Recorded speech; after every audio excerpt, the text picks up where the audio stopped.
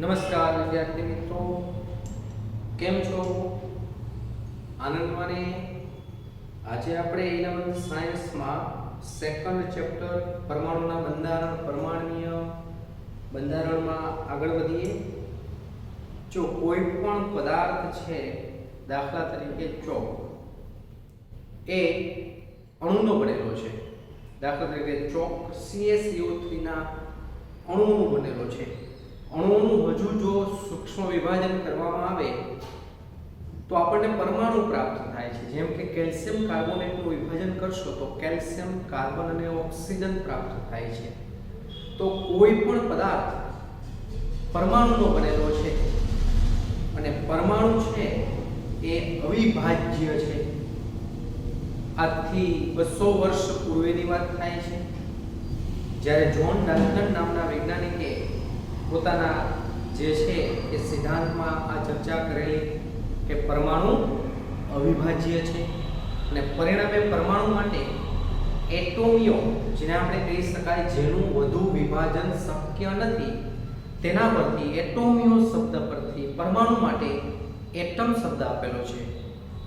No doubt ડાલ્ટનનો પરમાણુય સિદ્ધાંત છે એ દ્રવ્ય સંચયનો નિયમ, નિશ્ચિત પ્રમાણનો નિયમ, ગુણક પ્રમાણના નિયમની સમજૂતી આપી શકે છે, પરંતુ ત્યારબાદ થયેલા પ્રાયોગિક પરિણામોની સમજૂતી આપી શકતો નથી. તો કયા પ્રાયોગિક પરિણામ? જેમ કે આપણે કાચ કે એબોનાઇટ એટલે હાઈ વલ્કેનાઇઝ્ડ રબર, એબોનાઇટનો સળિયો લઈ તેને આપણે જો કાપડ સાથે કે ચામડા સાથે ઘસીએ અને એ કાચના સળિયાને જો કાગળના ટુકડાની નજીક લઈ જઈએ, દાખલા તરીકે કાચનો સળિયો લેવામાં આવે છે અથવા એબોનાઇટ, કાચના સળિયાને આપણે કાપડના ટુકડા સાથે ઘસીએ છીએ અને ઘસીને પછી તમે કાગળના ટુકડાની નજીક લઈ જાઓ તો તે સ્થિર વિદ્યુત આકર્ષણ ઉત્પન્ન કરે છે.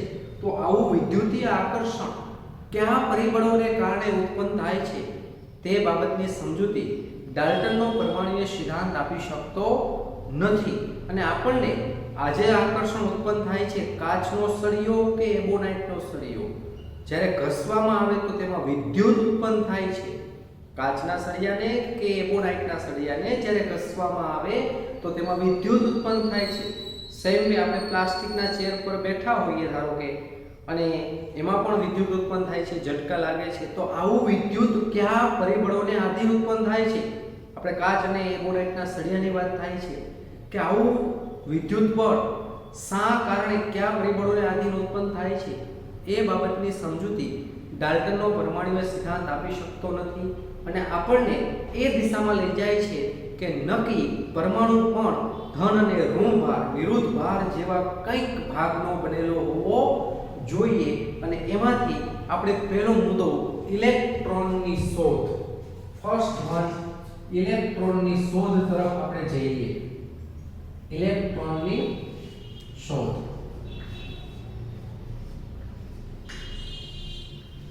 ઇલેક્ટ્રોનની શોધ.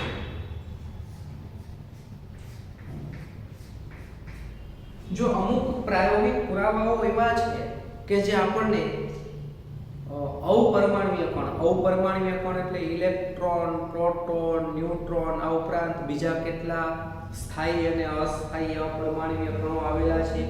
જીટા મેસોન, ટાઉ મેસોન, ચાઈ મેસોન, પાઈ મેસોન, કપા મેસોન, એન્ટીપ્રોટોન, પોઝિટ્રોન, ગ્રેવિટોન, ફોટોન, ન્યુટ્રોન.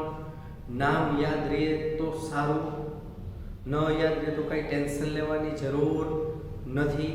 અત્યારે જે બોલ્યો છે બરાબર, આવા કેટલાય કણોનો બનેલો છે જેને આપણે સબ એટોમિક પાર્ટિકલ્સ, અપરમાણુય કણ તરીકે ઓળખીએ છીએ. એમાંથી ઇલેક્ટ્રોન, પ્રોટોન અને ન્યુટ્રોન જાણીતા અપરમાણુય કણ છે. એમાંથી ઇલેક્ટ્રોનની શોધ કઈ રીતે થઈ છે એ પ્રાયોગિક બાબતની સમજૂતી આપેલી છે.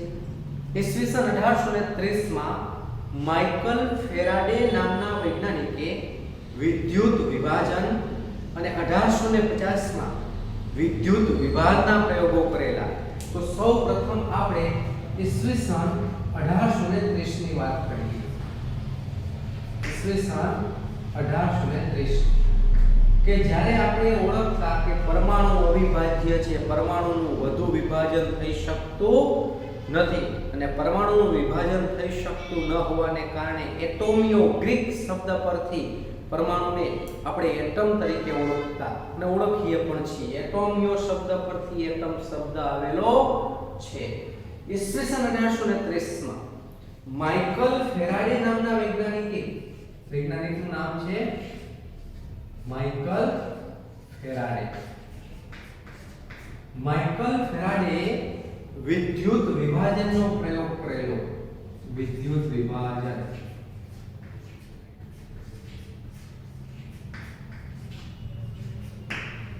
આ વિદ્યુત વિભાજનનો પ્રયોગ એટલે શું? તો એક પાત્રમાં વિદ્યુત વિભાજ્યનું દ્રાવણ લેવામાં આવે. દાખલા તરીકે સરળ પ્રયોગ છે.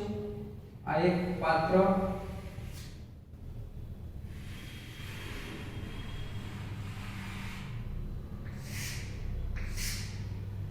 એ પાત્રમાં વિદ્યુત વિભાજનનું દ્રાવણ લેવામાં આવે. દાખલા તરીકે NaCl ની વાત કરીએ તો NaCl નું પીગળિત દ્રાવણ ધારો કે અંદર ભરેલું છે. NaCl નું પીગળિત દ્રાવણ, મીઠું લેવાનું, મીઠાને ઊંચા તાપમાને ગરમ કરવાનું અને પીગાળવાનું. પાણી નાખવાનું નથી, પાણી એડ કરવાનું નથી. એ જલીય દ્રાવણ છે. આપણે પીગળિત દ્રાવણની વાત કરીએ છીએ. તો વિદ્યુત વિભાજનનું આ દ્રાવણ લીધેલું છે. અંદર ધાતુના સળિયા ડુબાડવામાં આવે છે જેને વિદ્યુત ધ્રુવો તરીકે ઓળખીએ છીએ. જેને આપણે વિદ્યુત ધ્રુવો તરીકે ઓળખીએ છીએ. આ કોઈ એક વિદ્યુત ધ્રુવ છે, વિદ્યુત ધ્રુવો તરીકે ઓળખીએ છીએ.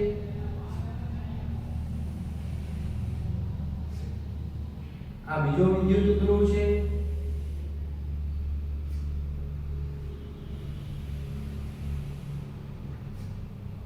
જેને તાંબાના તાર દ્વારા બેટરીના ધન અને ઋણ ધ્રુવ સાથે જોડેલા છે. દાખલા તરીકે આપણને ખ્યાલ છે કે આ ધન છેડો છે, આ ઋણ છેડો છે બેટરીનો, બરોબર છે. મોટા ભાગને આપણે ધન ધ્રુવ તરીકે, નાનો ભાગ છે તેને ઋણ ધ્રુવ તરીકે ઓળખીએ છીએ. આને આપણે એનોડ તરીકે ઓળખીએ છીએ અને આ છે કેથોડ. એનોડ પર ધન ભાર છે અને કેથોડ પર ઋણ ભાર છે. હવે તમને ખ્યાલ છે NaCl માં બે પ્રકારના આયન હોય, Na+ અને Cl-. એમાં એનોડ પર ધન ભાર છે, આ ધન સળિયો છે. તો તેના તરફ આકર્ષણ કેને હોય, Na+ ને કે Cl- ને? તો Cl-. ક્લોરાઇડ જે છે, ક્લોરાઇડ, એ બધા ક્લોરાઇડ એનોડ ધ્રુવ તરફ આકર્ષાશે અને Na+ બધા કેથોડ ધ્રુવ તરફ આકર્ષાશે. Na+ બધા કેથોડ ધ્રુવ પર આકર્ષાશે અને પરિણામે એનોડ પર ઓક્સિડેશનની ક્રિયા અને કેથોડ પર રિડક્શનની ક્રિયા થશે. શું ક્રિયા થાય છે? તો એનોડ કે જે ધન ભારિત છે ત્યાં ક્લોરાઇડ આકર્ષાયેલા છે. ક્લોરાઇડનું ઓક્સિડેશન થશે. ક્લોરાઇડ આયન, ધારો કે બે ક્લોરાઇડ આયન છે, તેમાંથી ક્લોરીન ગેસ બનશે ને ઇલેક્ટ્રોન મુક્ત થશે. આ પ્રકારે ક્લોરાઇડનું રૂપાંતરણ ક્લોરીનમાં થાય છે. આ ક્લોરીન વાયુ, આ ક્લોરીનના બબલ્સ પરપોટાઓ એનોડ ધ્રુવ પરથી મુક્ત થતા હોય. કારણ કે ક્લોરાઇડનું ઓક્સિડેશન, જો ઓક્સિડેશન થયું, કેમ ઓક્સિડેશન થયું? કારણ કે બે ક્લોરાઇડનો ઓક્સિડેશન આંક -2, તેમાંથી ઓક્સિડેશન આંક 0 વધારો થાય છે અથવા ઇલેક્ટ્રોન મુક્ત થાય છે. આ ક્રિયાને આપણે ઓક્સિડેશન તરીકે ઓળખતા. તમને યાદ છે, જે પ્રક્રિયા દરમિયાન ઇલેક્ટ્રોન મુક્ત થતા હોય અથવા ઓક્સિડેશન આંકમાં વધારો થતો હોય તેને ઓક્સિડેશન પ્રક્રિયા તરીકે ઓળખવામાં આવે છે. કયા ધ્રુવ પર ઓક્સિડેશન થાય છે? તો એનોડ ધ્રુવ પર ઓક્સિડેશન થાય છે. એનોડ પર ક્લોરાઇડમાંથી ક્લોરીન ગેસ બને છે અને કેથોડ પર તમને ખ્યાલ છે કેથોડ ઋણ ભારિત છે, જ્યાં 2 મોલ Na છે. સામે ઇલેક્ટ્રોન તાંબાના તાર દ્વારા અહીંયા પહોંચેલા હોય, મુક્ત થયેલા ઇલેક્ટ્રોન કેથોડમાંથી એનોડમાંથી કેથોડ પર પહોંચેલા હોય, એનોડ જે ઇલેક્ટ્રોન મુક્ત કરે છે ઇલેક્ટ્રોનનો સ્વીકાર કોણ કરે છે? કેથોડ. કેથોડ આ રીતે ઇલેક્ટ્રોનનો સ્વીકાર કરે છે અને એમાંથી સોડિયમ ધાતુ બને છે. રિડક્શનની પ્રક્રિયા 2 મોલ ઓફ Na+ જેનો ઓક્સિડેશનાંક +2, 2 મોલ ઓફ સોડિયમ જેનો ઓક્સિડેશનાંક 0, તો ઓક્સિડેશનાંકમાં ઘટાડો થયો અથવા ઇલેક્ટ્રોનનો સ્વીકાર થયો માટે કેથોડ પર કઈ પ્રક્રિયા થાય છે? તો રિડક્શનની પ્રક્રિયા થાય છે. તો ટૂંકમાં આ પ્રકારે થયું કહી શકાય ઇલેક્ટ્રોન જશે 2 મોલ NaCl લખી શકાય અને Na+ અને Cl- આ દાખલા લખશું 2 મોલ NaCl. આ NaCl નું પીગળિત દ્રાવણ હતું એમાં ક્લોરીન વાયુ મુક્ત થયો એનોડ પર અને સોડિયમ ધાતુ જમા થાય કેથોડ પર. આ પ્રકારની પ્રક્રિયા થાય છે.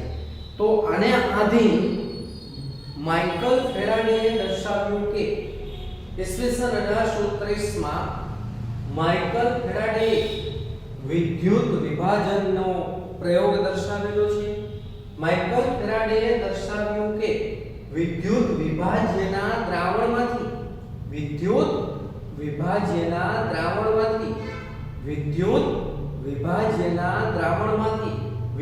પ્રવાહ પસાર કરવામાં આવે છે. વિદ્યુત પ્રવાહ પસાર કરવામાં આવે છે ત્યારે વિદ્યુત રાસાયણિક પ્રક્રિયાઓ થાય છે જે દ્રવ્ય જમા થવામાં, કારણ કે સોડિયમ ધાતુ જમા થશે એ સોલિડ છે એટલે, તો કેથોડ ધ્રુવ પર ફરતી બાજુ સોડિયમ ધાતુ બેસવા લાગશે જે દ્રવ્ય જમા થવામાં અથવા દૂર થવામાં પરિણમે છે.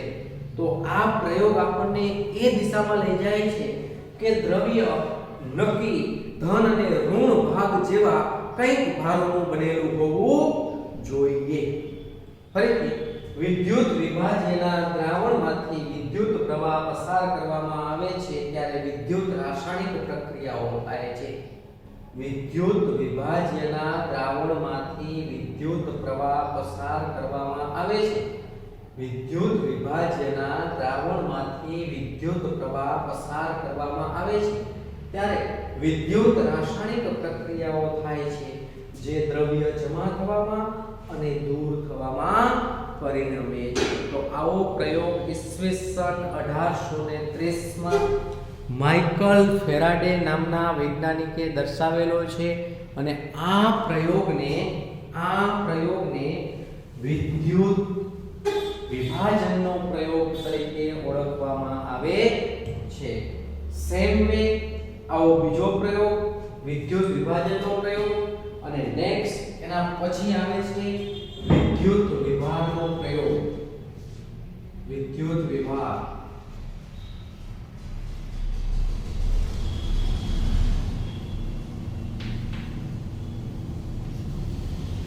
વિદ્યુત વિભારનો પ્રયોગ રજૂ કરનાર વૈજ્ઞાનિક પણ માઇકલ ફેરાડે. ઈસવીસન 1850 માં માઇકલ ફેરાડે નામના વૈજ્ઞાનિકે વિદ્યુત વિભારનો પ્રયોગ દર્શાવેલો છે. આ પ્રયોગમાં એક કાચની ટ્યુબ જેને વિદ્યુત વિભાર નળી કહે છે અથવા કેથોડ કિરણ ટ્યુબ કહે છે એ લેવામાં આવે છે. એકદમ સરળ, જો સમજો આ પ્રકારે ગ્લાસની એક ટ્યુબ છે.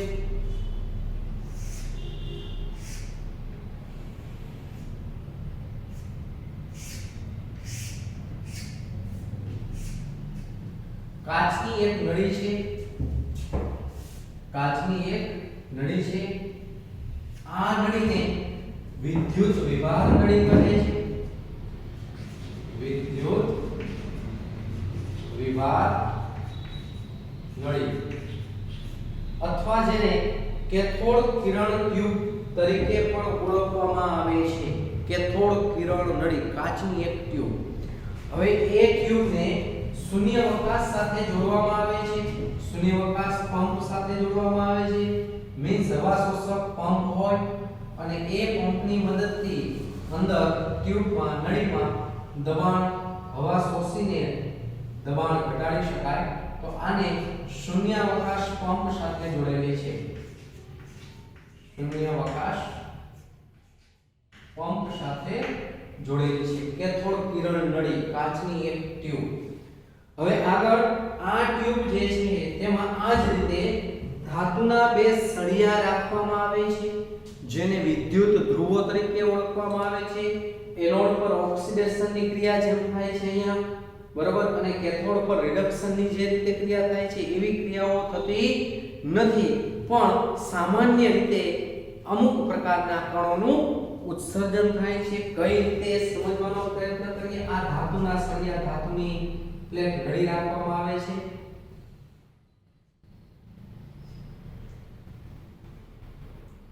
જેને આપણે વિદ્યુત ધ્રુવ તરીકે ઓળખીએ છીએ. આ કોઈ એક વિદ્યુત ધ્રુવ છે, આ બીજો વિદ્યુત ધ્રુવ છે. તમને ખ્યાલ છે આ બંને વિદ્યુત ધ્રુવોને તાંબાના તાર દ્વારા જોડવામાં આવે છે. એમાં કેથોડ જે છે એ ઋણ ભારે અને એનોડ છે એ ધન ભારે છે. આ ધન ભાર અને આ ઋણ ભાર, જેને આપણે કેથોડ અને એનોડ તરીકે ઓળખીએ છીએ. ટ્યુબના અંદરના ભાગમાં વાયુ ભરવામાં આવે છે, પણ વાયુનું દબાણ ખૂબ ઓછું, નીચા દબાણે વાયુ ભરવામાં આવે છે. દાખલા તરીકે હાઇડ્રોજન વાયુ, તો હાઇડ્રોજન વાયુ નીચા દબાણે હાઇડ્રોજન વાયુ ભરેલો છે. નીચા દબાણે કોઈ વાયુ ભરેલો છે, ધારો કે હાઇડ્રોજન વાયુ.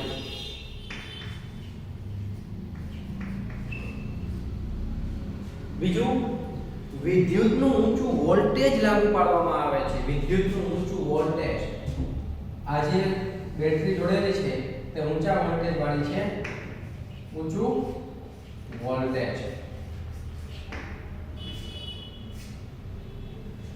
હવે વિદ્યુત વિભાર નળીમાં નીચા દબાણે વિદ્યુતનું ઊંચું વોલ્ટેજ લાગુ પાડવામાં આવે છે. પણ આ રીતે સૌપ્રથમ ઈસવીસન 1850 માં માઇકલ ફેરાડે નામના વૈજ્ઞાનિકે વિદ્યુત વિભારનો પ્રયોગ દર્શાવેલો છે. વિદ્યુત વિભારનો પ્રયોગ દર્શાવેલો છે, જેમાં કાચની એક નળી જેને વિદ્યુત વિભાર નળી અથવા કેથોડ કિરણ નળી તરીકે ઓળખવામાં આવે છે. તેમાં ધાતુના બે સળિયા જે વિદ્યુત ધ્રુવ તરીકે ઓળખાય છે તેને તાંબાના તાર દ્વારા જોડવામાં આવે છે. ધાતુના બે સળિયા જે વિદ્યુત ધ્રુવ તરીકે ઓળખાય છે તેને તાંબાના તાર દ્વારા જોડવામાં આવે છે. હવે નળીમાં નીચા દબાણે વિદ્યુતનું ઊંચું વોલ્ટેજ લાગુ પાડવાથી કણોનું ઉત્સર્જન થાય છે. જ્યારે અંદર વાયુ ભરેલો હોય, યાદ રાખો દબાણ એકદમ નીચું હોય કે જેથી વાયુના અણુના મોલેક્યુલ એકબીજાથી દૂર રહેશે. અને વિદ્યુતનું ઊંચું વોલ્ટેજ એટલે કહી શકાય કે એકદમ ઊંચો વોલ્ટેજ, એકદમ વધુ પ્રવાહ લાગુ પાડવામાં આવે છે. વિદ્યુતનું એકદમ ઊંચું વોલ્ટેજ, તો જેમાંથી કણોનું ઉત્સર્જન થાય છે.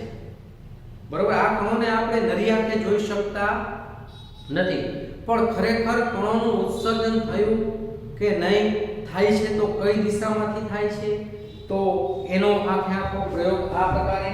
તો જે આ જે કેથોડ જે છે એ છિદ્રાળુ એનોડ લેવામાં આવે.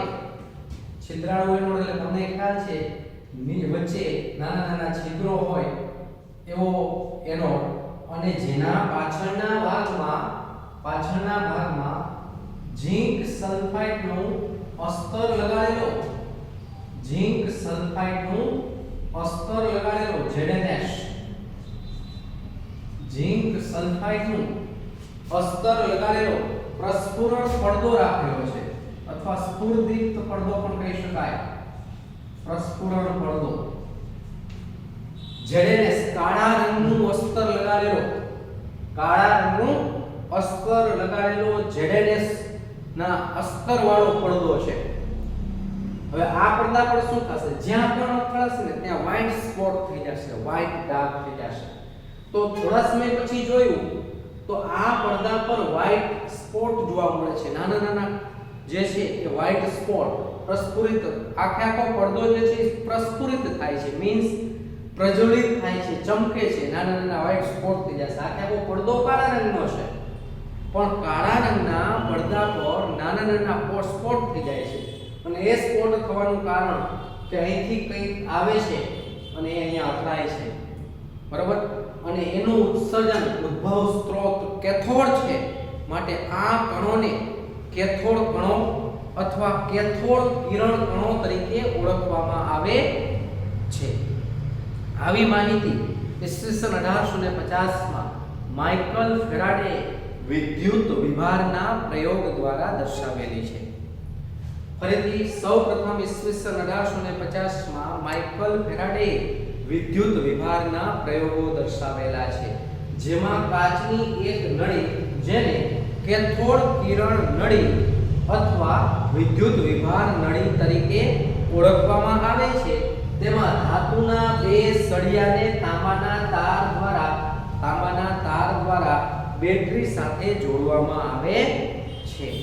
હવે કાચની નળીમાં રહેલા વાયુમાં નીચા દબાણે વિદ્યુતનું ઊંચું વોલ્ટેજ લાગુ પાડવાથી કેથોડમાંથી કણોનું ઉત્સર્જન થાય છે.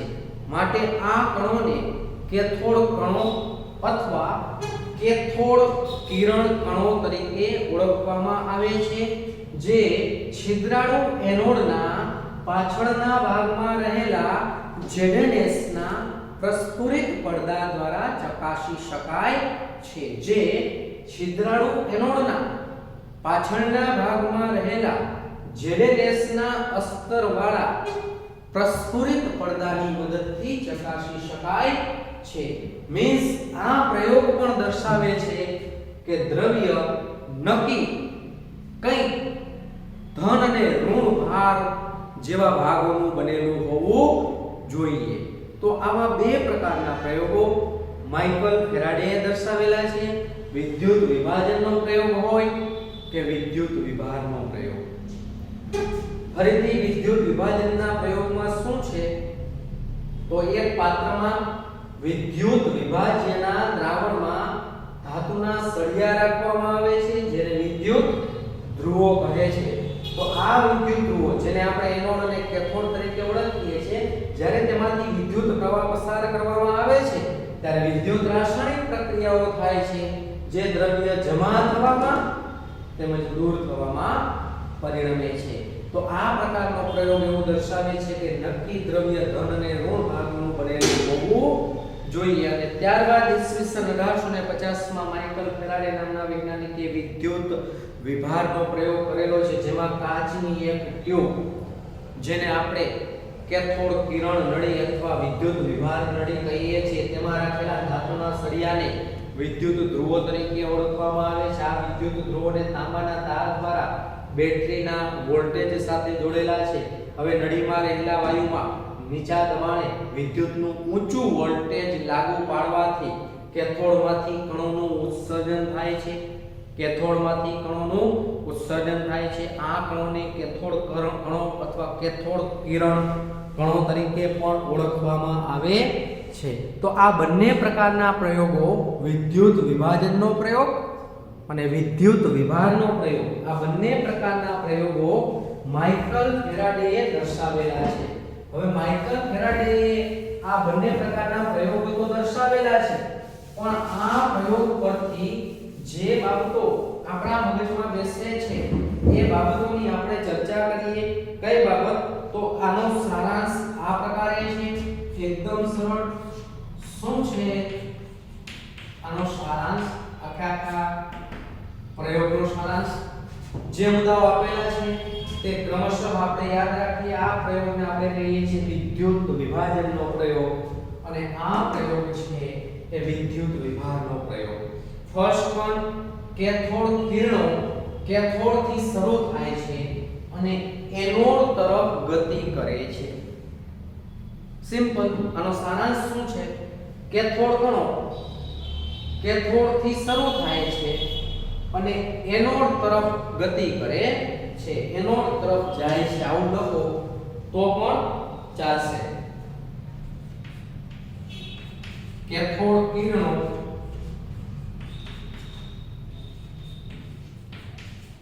કેથોડ થી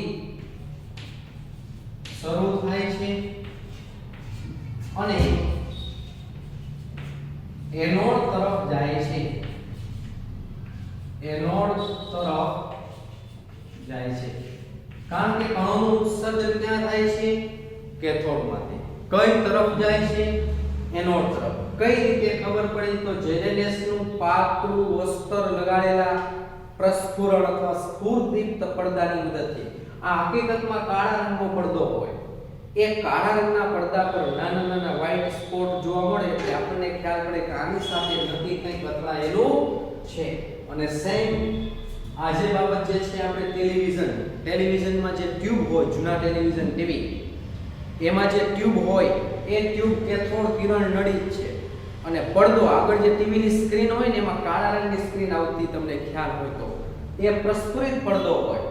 કેથોડ કિરણ નળીમાંથી કણોનું ઉત્સર્જન થાય અને આગળ જે સ્ક્રીન હોય ને સ્ક્રીન સાથે અથડાય એટલે આપણને ચોક્કસ ચિત્ર પેટર્ન જોવા મળે. જૂના કોમ્પ્યુટર બરાબર છે, જેને આપણે મોનિટર કહીએ છીએ, એમાં પણ કેથોડ કિરણ નળી આવેલી હોય છે. તો સિમ્પલ આ નળી આપણે આમ જોઈએ તો ઇનડાયરેક્ટલી જોયેલી છે. જૂના ટેલિવિઝન કે હાલમાં રહેલા LCD ની કે LED ની કે QLED ની વાત થતી નથી. બરાબર? જૂના ટીવી જે બોક્સ આવતા, ટીવી બોક્સ, એમાં પાછળના ભાગમાં એક ટ્યુબ આવતી. એ ટ્યુબ એટલે કેથોડ કિરણ નળી અને આગળના ભાગમાં અથડાય અને એ પ્રસ્ફુરિત પડદો હોય, ટીવી નું સ્ક્રીન તરીકેનું એ કાર્ય કરે છે, જેનો તમને ખ્યાલ છે. પહેલો પોઈન્ટ, કેથોડ કિરણો કેથોડ થી શરૂ થાય છે અને એનોડ તરફ જાય છે. આ કિરણો પોતે દૃશ્યમાન નથી, આપણને દેખાતા નથી, પણ એ પ્રસ્ફુરણ પડદાની મદદથી ચકાસી શકાય છે. આ કિરણ દ્રશ્યમાન નથી, આપણે જોઈ શકતા નથી. ચાલો ઊંચું વોલ્ટેજ આપ્યું, નીચા દબાણે વિદ્યુતનું ઊંચું વોલ્ટેજ આપ્યું અને કેથોડમાંથી કણોનું ઉત્સર્જન શરૂ થયું. જો દેખાય આપણને, એવું દેખાશે નહીં, કંઈ નહીં દેખાય. એટલે આ કિરણો દ્રશ્યમાન નથી. કેથોડ કિરણો દ્રશ્યમાન નથી, પરંતુ પ્રસ્ફુરણ પડદાની મદદથી તેને ચકાસી શકાય છે. આ કિરણો કેથોડ કિરણો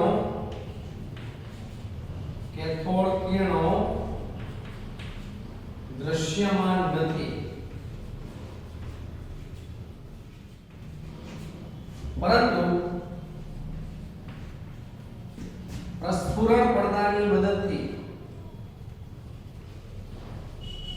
પ્રસ્ફુરણ પડદાની મદદથી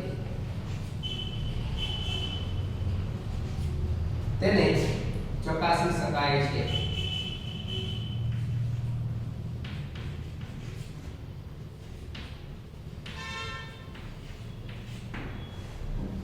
કેથોડ કિરણો આપણને દેખાશે નહીં, એટલે કેથોડ કિરણો છે એ દ્રશ્યમાન નથી, પરંતુ પ્રસ્ફુરણ પડદાની મદદથી તેને આપણે ચકાસી શકીએ છીએ.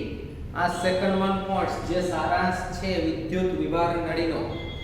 ફરીથી કેથોડમાંથી કણોનું ઉત્સર્જન થાય છે, કિરણોનું ઉત્સર્જન થાય છે અને જે એનોડ તરફ ખસે છે, એનોડ તરફ જાય છે. ઉત્સર્જિત થતા આ કણો દ્રશ્યમાન નથી, ઇનવિઝિબલ છે. તો શું કરવું? એને ચકાસવું હોય તો જેને એનોડ, જે છિદ્રાળુ એનોડ છે, એ છિદ્રાળુ એનોડના પાછળના ભાગમાં રહેલા ZnS ના અસ્તર લગાડેલા પ્રસ્ફુરણ પડદાની મદદથી ચકાસી શકાય છે. આ સેકન્ડ વન, બીજો અગત્યનો મુદ્દો. નેક્સ્ટ થર્ડ વન, ત્રીજા મુદ્દા તરફ જઈએ. વિદ્યુત અને ચુંબકીય ક્ષેત્રની ગેરહાજરીમાં એ સીધી રેખામાં ગતિ કરે છે. ધારો કે આના પર કોઈ પણ પ્રકારનું બાહ્ય વિદ્યુતીય ક્ષેત્ર કે ચુંબકીય ક્ષેત્ર ન આપો તો કેથોડમાંથી જે કણોનું ઉત્સર્જન થાય છે એ કણો આ રીતે સીધી રેખામાં ગતિ કરે છે. પણ વિદ્યુત અને ચુંબકીય ક્ષેત્રની ગેરહાજરીમાં સીધી રેખામાં ગતિ કરે છે. વિદ્યુત અને ચુંબકીય ક્ષેત્રની ગેરહાજરીમાં આ કિરણો અથવા આ કણો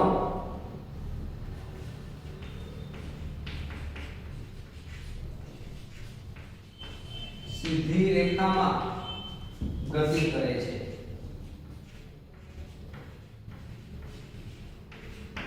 વિદ્યુત અને ચુંબકીય ક્ષેત્રની ગેરહાજરીમાં આપણે કોઈ પણ પ્રકારનું ઇલેક્ટ્રિક ફિલ્ડ કે બાહ્ય મેગ્નેટિક ફિલ્ડ ન લગાડીએ, અહીંયા વોલ્ટેજ આપીએ છીએ એની વાત થતી નથી. અહીંયા તમે ચુંબકીય ક્ષેત્ર આપો કે વિદ્યુતીય ક્ષેત્ર આપો એની વાત થાય છે. જો તમે અહીંયા બાહ્ય વિદ્યુત અને ચુંબકીય ક્ષેત્ર આપેલું ન હોય તો એની ગેરહાજરીમાં આ કણો સીધી રેખામાં, આ કિરણો સીધી રેખામાં ગતિ કરે છે. આ રીતે સીધી રેખામાં ગતિ કરશે. બરાબર. વિદ્યુત અને ચુંબકીય ક્ષેત્રની ગેરહાજરીમાં આ કણો સીધી રેખામાં ગતિ કરે છે. પણ વિદ્યુત અને ચુંબકીય ક્ષેત્રની હાજરીમાં ધારો કે બાહ્ય ચુંબકીય ક્ષેત્રની જેમ વિદ્યુતીય ક્ષેત્ર લાગુ પાડવામાં આવે, ચુંબકીય ક્ષેત્ર લાગુ પાડવામાં આવે તો એમાં વિચલિત થશે. ધારો કે આપણે વિદ્યુતીય ક્ષેત્ર લાગુ પાડીએ છીએ, પ્લેટ રાખી છે, આ બે પ્લેટ વિદ્યુતીય ક્ષેત્ર લાગુ પાડીએ છીએ, બાહ્ય વિદ્યુતીય ક્ષેત્ર. ધારો કે આ પ્લેટ પર તમે ધન ભાર આપ્યો અને આ પ્લેટ પર ઋણ ભાર આપ્યો, તો જેવું તમે વિદ્યુતીય ક્ષેત્ર કે ચુંબકીય ક્ષેત્ર લાગુ પાડશો તો આ કણોના સીધી રેખામાં જે ગતિ કરતા હતા એમાં વિચલન થશે. વિદ્યુત અને ચુંબકીય ક્ષેત્રની ગેરહાજરીમાં આ કણો સીધી રેખામાં ગતિ કરે છે, પરંતુ વિદ્યુત અને ચુંબકીય ક્ષેત્રની હાજરીમાં આ કણો ઋણ ભાર તરીકે વર્તે છે. શું થશે? તો એકદમ સરળ. જ્યારે તમે વિદ્યુતીય ક્ષેત્ર એપ્લાય કરશો તો કણોનું જે ઉત્સર્જન થાય છે આ કણો સીધી રેખામાં આવતા હોય, પણ જેવું વિદ્યુતીય ક્ષેત્ર લાગુ પાડશો એટલે એ કણો જે છે જે સીધી રેખામાં ગતિ કરતા હતા એ સામાન્ય રીતે ધન ધ્રુવ તરફ આકર્ષાશે. એનો અર્થ એવો થયો કે ઉત્સર્જિત થયેલા કણો જે છે એ કેવો ભાર ધરાવતા હોય, ધન ભાર ધરાવતા હોય કે ઋણ ભાર ધરાવતા હોય. તમને ખ્યાલ છે સમાન વીજભાર વચ્ચે અપાકર્ષણ થાય છે અને વિરુદ્ધ વીજભાર વચ્ચે આકર્ષણ થાય છે. મીન્સ કેથોડ કણો, કેથોડ કિરણો કયા ભાગ તરફ આકર્ષાયેલા છે? ધન ભાર તરફ કે ઋણ ભાર તરફ? તો ધન ભાર તરફ આકર્ષાયેલા છે. માટે કહી શકાય કે કેથોડ કિરણો અથવા કેથોડ કણો છે કેવો ભાર ધરાવે છે? ઋણ ભાર ધરાવે છે. વિદ્યુત અને ચુંબકીય ક્ષેત્રની હાજરીમાં કેથોડ કણો ઋણ કણો અથવા ઋણ આયન તરીકે વર્તે છે. વિદ્યુત અને ચુંબકીય ક્ષેત્રની હાજરીમાં આ કણો એટલે કે કેથોડ કણો ઋણ કણો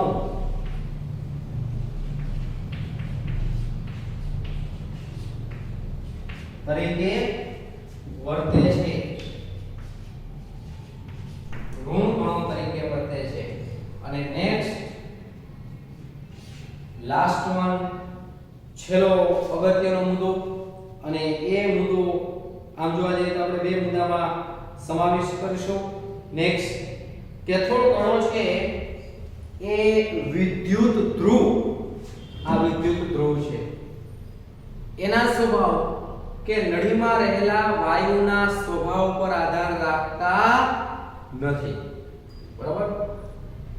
પરંતુ સામાન્ય રીતે કહી શકાય કે આજે છે આ ઋણ કણો, અને આપણને ખ્યાલ છે આ ઋણ કણો એટલે ઇલેક્ટ્રોન. હાલમાં જેને આપણે ઇલેક્ટ્રોન, કેથોડ કિરણો જે છે ઇલેક્ટ્રોનની કિરણાવલી છે. નેક્સ્ટ, ઉત્સર્જિત થતા થતા આ જે ઘટના આખી છે વિદ્યુત વિભારનો જે પ્રયોગ જે છે એ પ્રયોગ કેથોડ કિરણોની લાક્ષણિકતા જે છે એ વિદ્યુત ધ્રુવો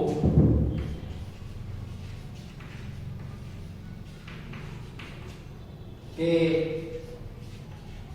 વાયુના સ્વભાવ પર આ કેથોડ કિરણોની લાક્ષણિકતા કેથોડ કિરણો છે કે એના પર આધાર રાખતા નથી. કદાચ વિદ્યુત ધ્રુવ ગમે તે લીધો હોય, દાખલા તરીકે તમે સીઝિયમની પ્લેટ લ્યો છો, સીઝિયમની પ્લેટ લ્યો છો તો ઓછા વોલ્ટેજ આપશો તો ઉત્સર્જિત થશે ઇલેક્ટ્રોનની કેથોડ કિરણોની કિરણાવલી.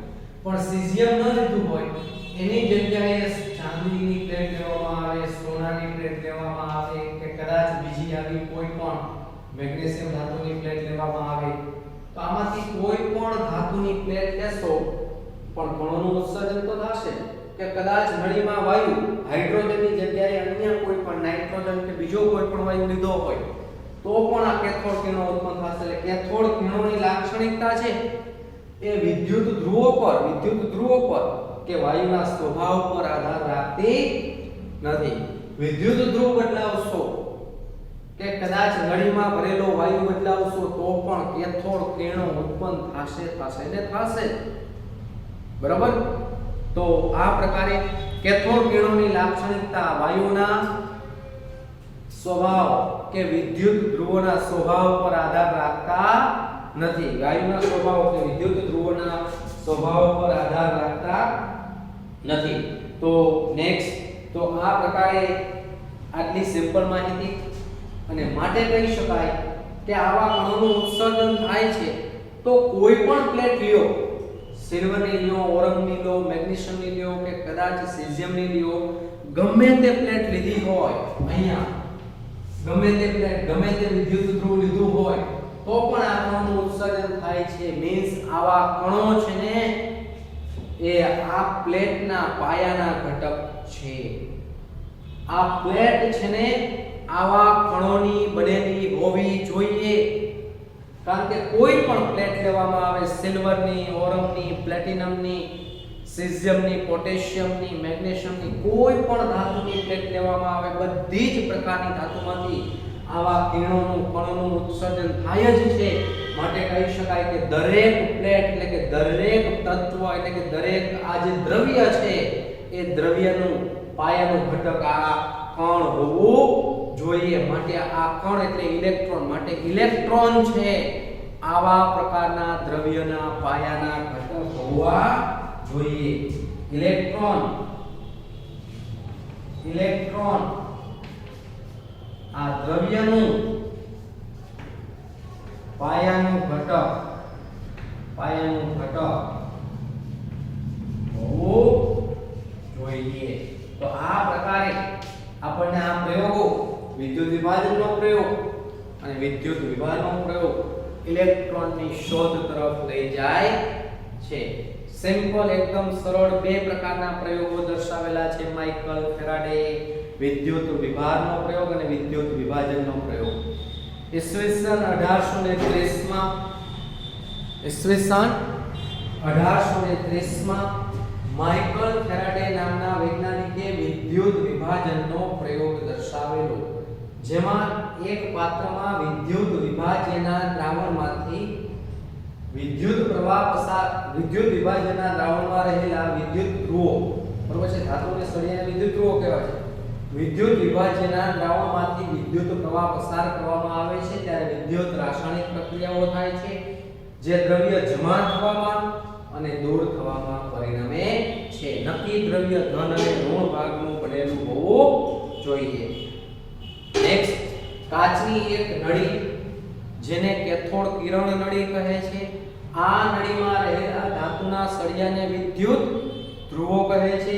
વિદ્યુત ધ્રુવોને તાંબાના તાર દ્વારા બેટરીના વોલ્ટેજ સાથે જોડવામાં આવે છે. આ ઉપરાંત કેથોડ કિરણ નળીને શૂન્યાવકાશ પંપ સાથે જોડવામાં આવેલી હોય છે. હવે નળીમાં રહેલા વાયુમાં નીચા દબાણે વિદ્યુતનું ઊંચું વોલ્ટેજ લાગુ પાડવાથી કેથોડમાંથી કણોનું ઉત્સર્જન થાય છે.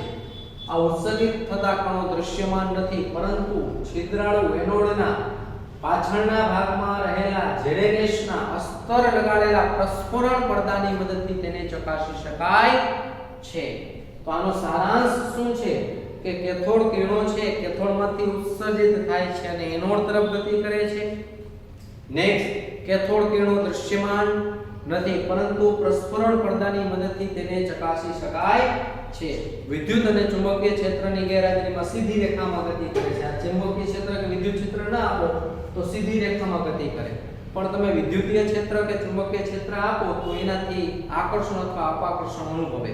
હવે જો વિદ્યુત અથવા ચુંબકીય ક્ષેત્રની ગેરહાજરીમાં સીધી રેખામાં ગતિ કરે છે, વિદ્યુત અથવા ચુંબકીય ક્ષેત્રની હાજરીમાં આ કણો ઋણ આયન ઋણ કણો તરીકે વર્તે છે અને આ કણોને પછીથી શેના તરીકે ઓળખવામાં આવેલા છે? ઇલેક્ટ્રોન. નેક્સ્ટ, વિદ્યુત આ જે કણોની કિરણાવલી છે જે ઉત્સર્જિત થાય છે એ કણોની કિરણાવલી વિદ્યુત ધ્રુવના સ્વભાવ પર કે નળીમાં રહેલા વાયુના સ્વભાવ પર આધાર રાખતા નથી. માટે કહી શકાય કોઈ પણ પ્લેટ લેવામાં આવે, સિલ્વરની, ઓરમની, પ્લેટિનમની, પોટેશિયમની, સીઝિયમની, તો દરેક પ્રકારની પ્લેટમાંથી આ પ્રકારના કણોનું ઉત્સર્જન થયું. મેન્સ કહી શકાય કે દ્રવ્યના પાયાના ઘટક તરીકે આવા કણો આવેલા હોવા જોઈએ જે આપણને ઇલેક્ટ્રોનની જે છે શોધ તરફ દોરી જાય છે. અહીંયા સુધી વિદ્યાર્થી મિત્રો આપણે રાખીએ છીએ.